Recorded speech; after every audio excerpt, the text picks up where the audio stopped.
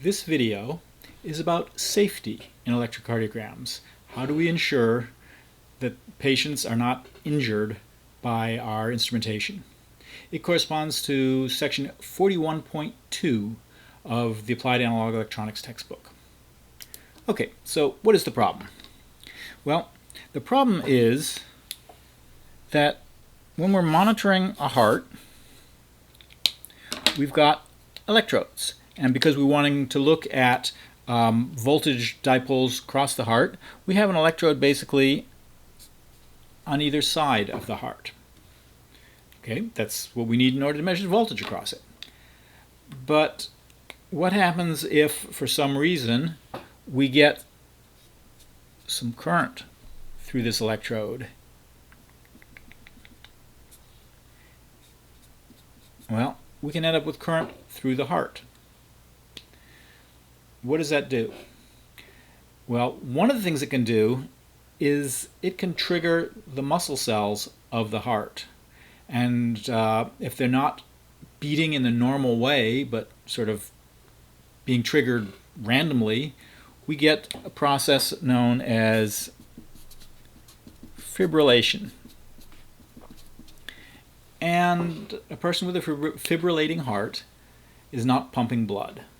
And you do that for long enough, the brain dies.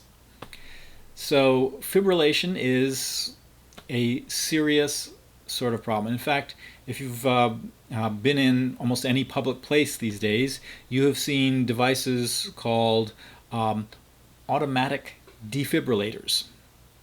What they do is they provide a shock to the heart to try to resynchronize the heart if it's started fibrillation.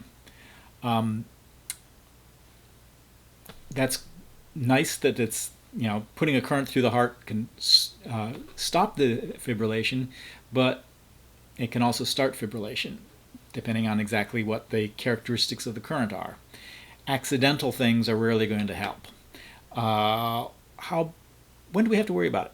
How much current are we talking about here? Is this, electrocution? No, electrocution is a much larger current, which is going to do more than just stop the heart. What we're looking at is something on the order of, let's see, let's do the current in purple, maybe 30 milliamps at 60 hertz. That's enough to start fibrillation, and that can be fatal. 30 milliamps is not a huge current. If we're looking at DC, it takes a little bit more current, 300 to 500 milliamps at DC. And that's because heart muscles are particularly sensitive to stuff around 60 hertz. 60 hertz was chosen for various technical reasons at the time, but it is one of the most dangerous frequencies actually for an electric current because it's what muscles respond to most. In fact, even a much smaller current than that, if you have like 10 milliamps at 60 hertz, not through the heart, but through your arm, that can be enough to cause your forearm muscles to lock up. You can't let go then of the wire that you're getting the current through. So even fairly small currents can be quite dangerous. And that's one of the reasons why electricians are taught, whenever there's a chance that they're working with live wires, keep one hand always in their pocket so that if they do end up grabbing a live wire by mistake, the current isn't going through their heart. If you've got both hands, one on each side of a wire, and you can't let go, it's all going through your heart, and that can get fatal pretty easily.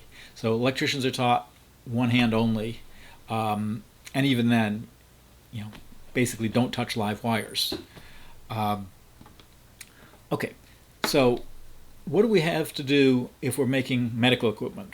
Now, obviously for medical equipment, we're not going to be designing anything that's got 10 milliamps at 60 hertz going through the body. What protects the patient? And why aren't people electrocuted more often, for that matter, if it takes this little current? Well, there's one big reason why people don't get electrocuted very much, and that is that the skin is a pretty good insulator.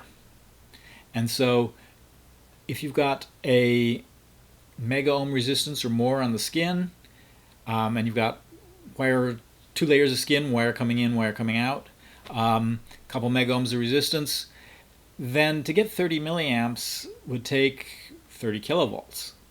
Okay, that's not the sort of thing that you're going to find around the house.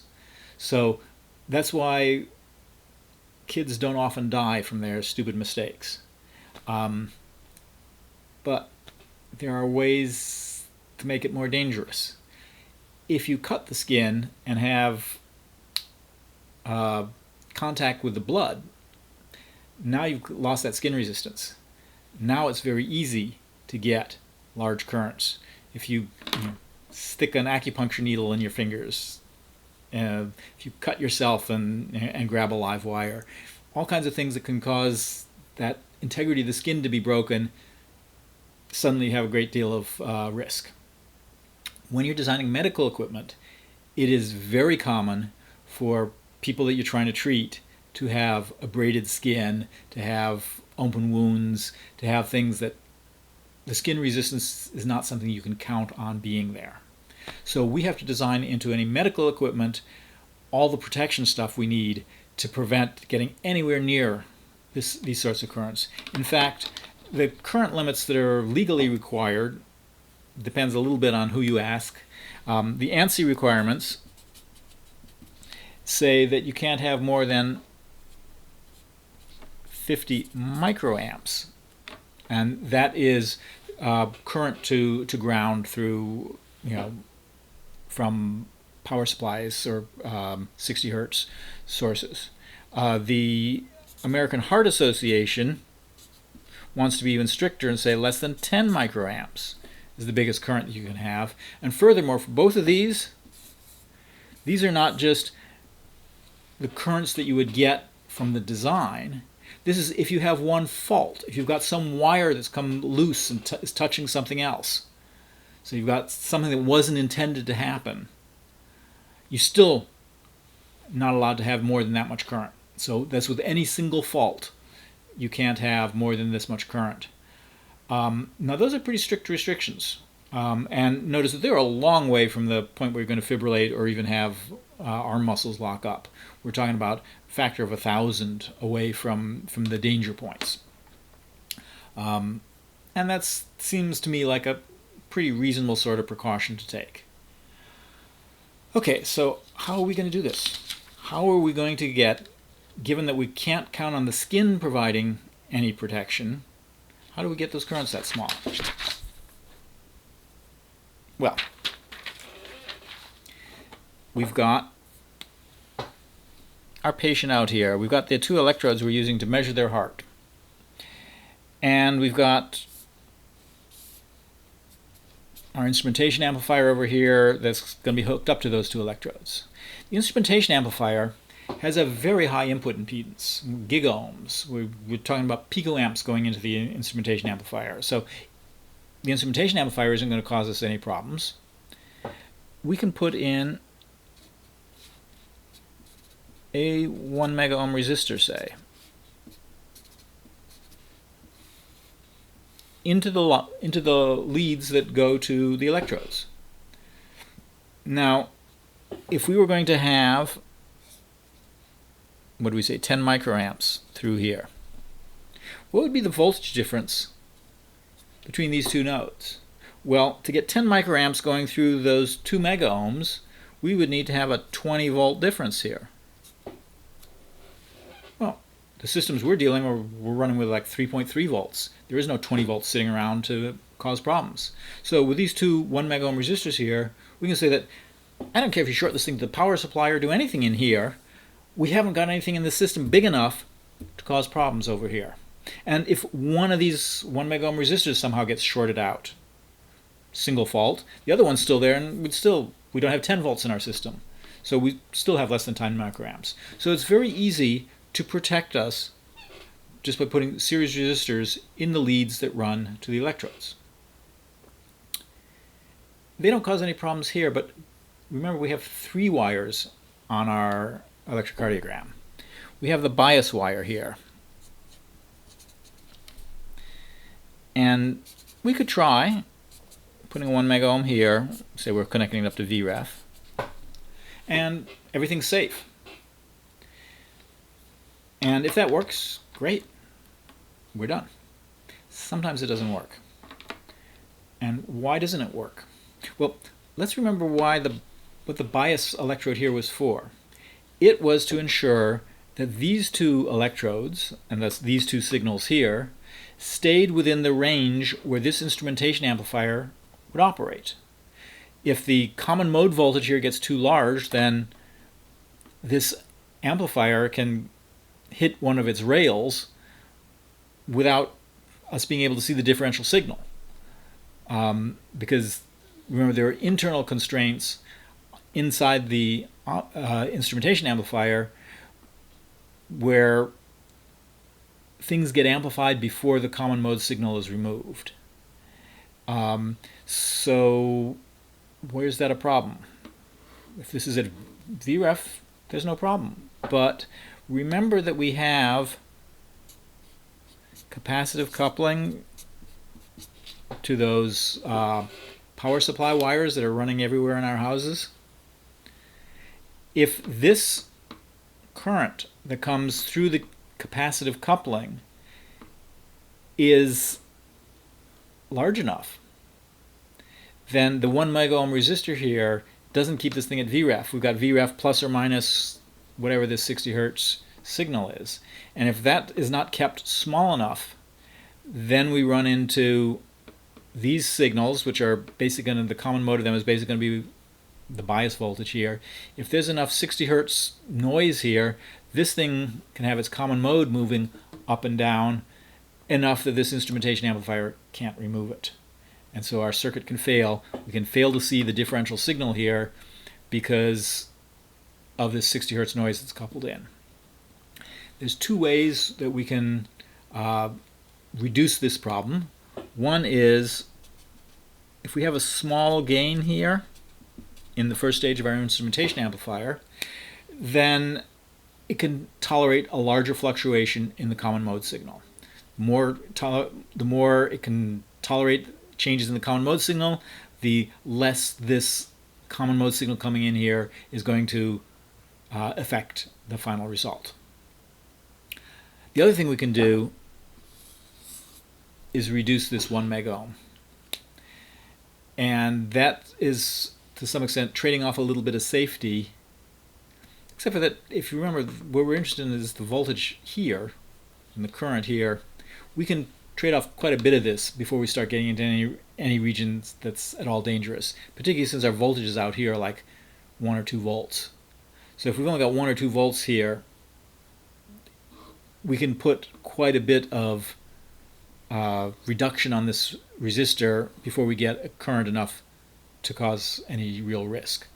So cheating a bit on this resistance and keeping the gain here small are ways that we can reduce problems from capacitively coupled in noise.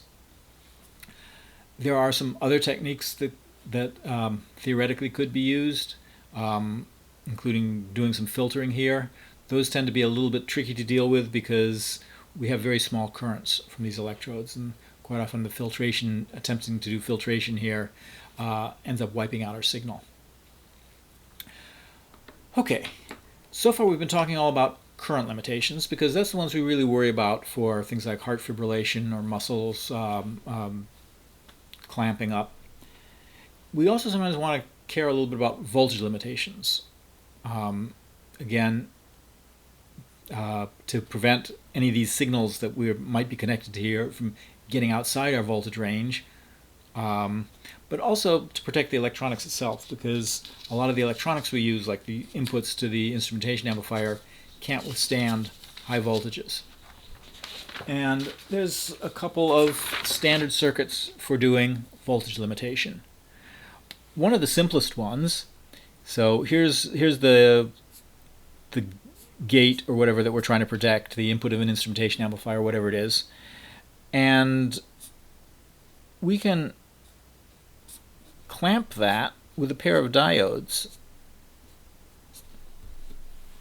Now, when this voltage is in the range we normally would expect to work in, between ground and the positive voltage supply, these diodes are basically going to be off, and this voltage is going to be whatever it is, no change. But if we try to drop this thing below ground, that'll turn on this diode, and we will get current flowing backwards, forward biasing the diode. We'll get current flowing in here and keeping this thing from dropping more than like 0.7 volts below ground. And similarly, if this voltage tries to go above VDD, or whatever our power supply up here is, then if it tries to go above VDD, we will get current flow through that diode. And so the range on this middle node here is approximately minus 0.7 volts to VDD plus 0.7 volts. These are often referred to as clamping diodes because they're keeping the voltage from getting outside the power rails by very much. And this sort of circuitry is extremely common in digital electronics. Almost all the inputs for your digital electronics devices will have these sorts of clamping diodes on them. And in fact, if you take a look at what these diodes look like, they're what you see in the body diodes for when we were looking at field effect transistors and the power outputs. Most outputs from digital circuits also have this sort of protection built in from just the output transistors for driving the output signal. So protection diodes like this are extremely common in digital logic. You see them sometimes in analog logic and analog circuitry, but they're not quite as common because we have to worry a little bit. I said there's no current flow here when this is within power supply range, but these diodes do have some reverse leakage current. And when you're trying to do very low current inputs, if you've got a field effect transistor here and you're trying to get giga-ohm resistances, the leakage currents through these protection diodes can be a problem. Furthermore, reverse bias diodes are capacitors. And so you have capacitive coupling of noise from your power supply into your input signal. That may be a problem also. So for a number of reasons, you don't always get these sorts of protections on analog signals. There's also some current limitations usually on how much current these protection diodes can handle.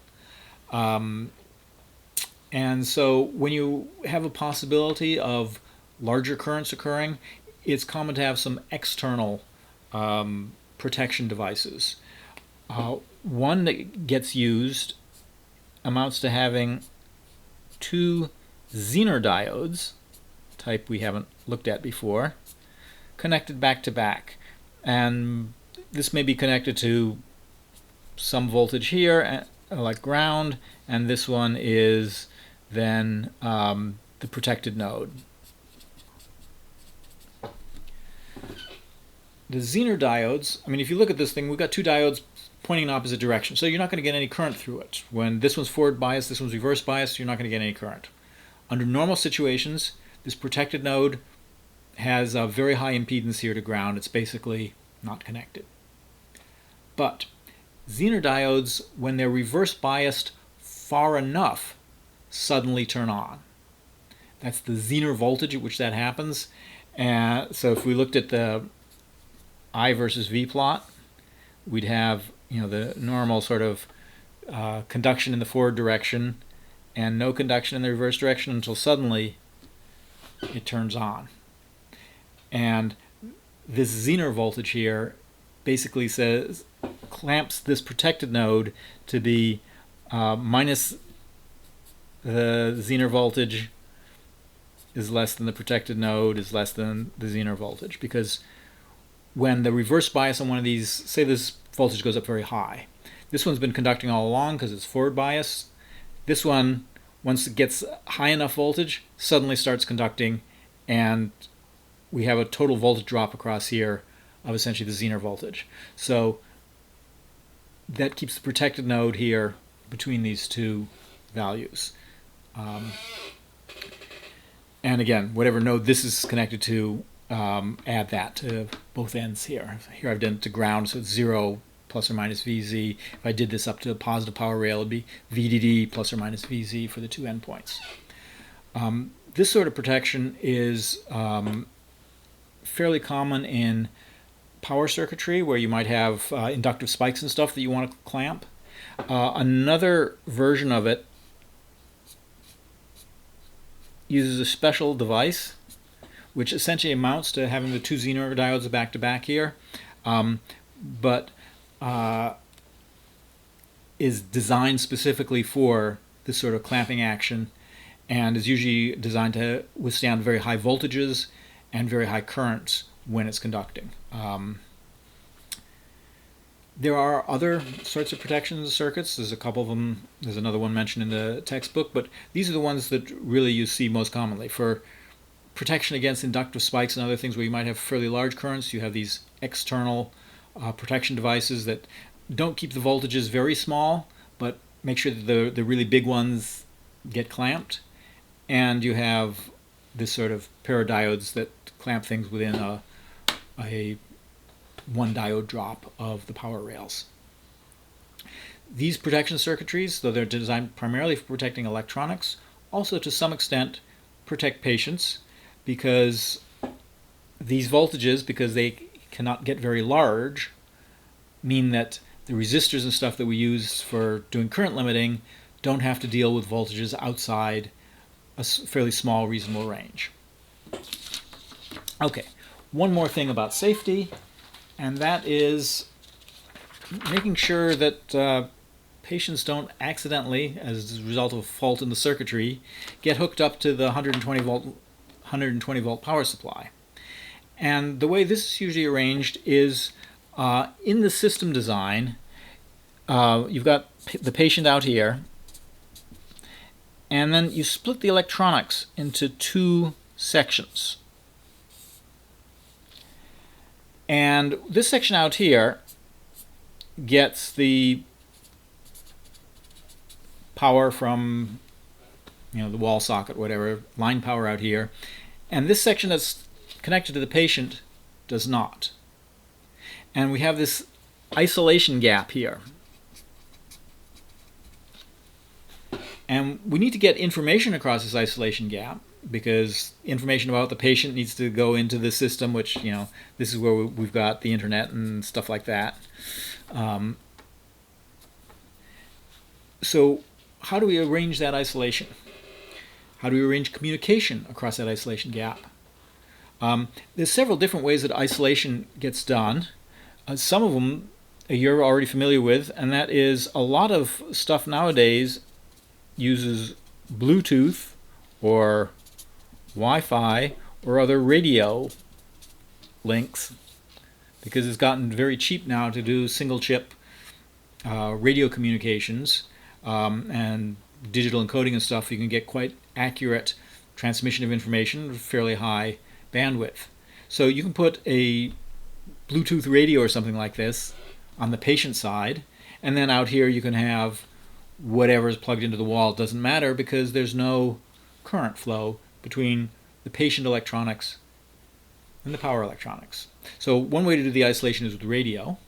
Another way, sort of competing mechanism that's substantially cheaper when you can do it, and that's an opto-isolator. And an opto-isolator is a very simple device. It consists of an LED and a phototransistor. And as you put current through the LED, it produces light. That light goes to the phototransistor and allows current through the phototransistor. So you can get communication from one side to the other with no electrical joining between the two, just an optical path. And you can make those have tens of kilovolts of isolation, so that you have very good insulators that are clear. Okay, the opto-isolator actually comes in a couple different flavors. There's the linear opto-isolator, where the current output here is proportional to the current input here, and so you can actually communicate an analog signal. You also get digital optical isolators, which are basically designed, you turn the LED on or off, and as a result the transistor here is on or off. And digital communication is much simpler. You don't have to worry so much about noise problems and whether things are really linear and all that. So both types of optical isolators are used, and you can use those optical isolators to communicate in either direction here. So communication turns out not to be a major problem between the patient electronics and the desktop electronics.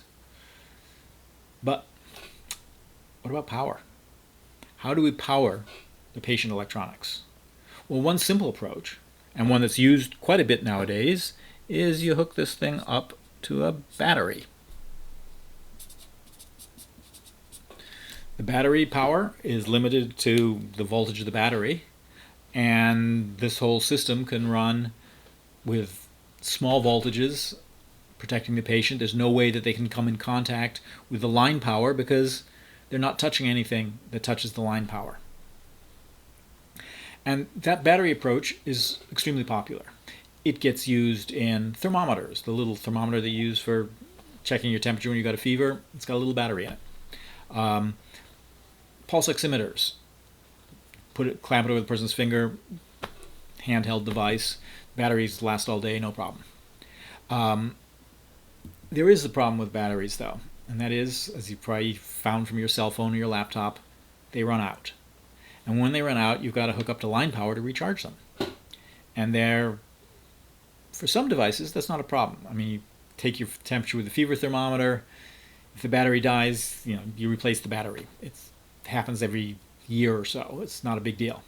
But if you're doing something like a cardiac monitor where the patient is in intensive care unit and you want to be checking their heartbeat all the time, if the battery dies, you're no longer checking the patient's heartbeat.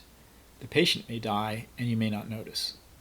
That would be a disastrous effect. So batteries are a good system. They get used in a lot of medical electronics, but they're not universal.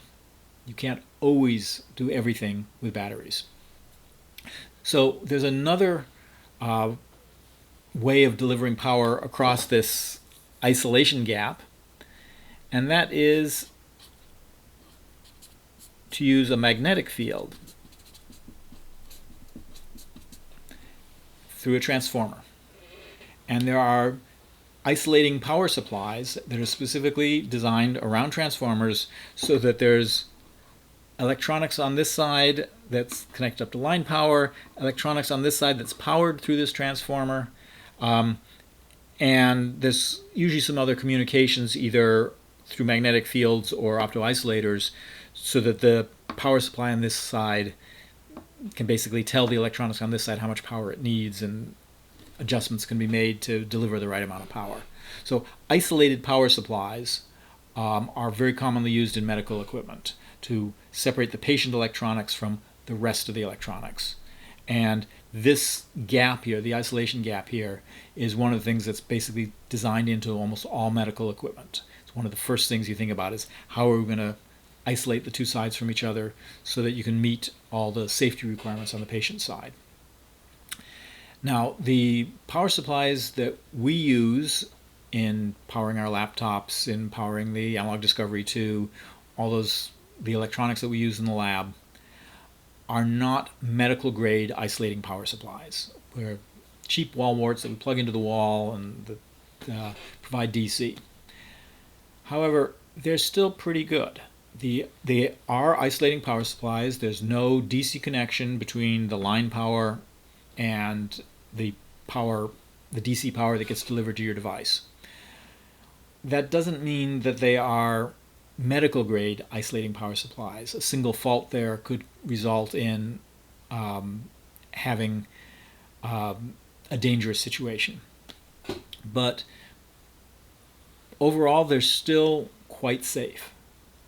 And so I have no hesitation when I am using my EKG electrodes and stuff of hooking it up to Teradek powered out of my computer, or hooking it up to the Analog Discovery 2 powered off of its wall wart. The safety is still quite good. The chance of anything going wrong is small. They're not medical grade, but for the sorts of things we're doing, the risk is very small. Okay.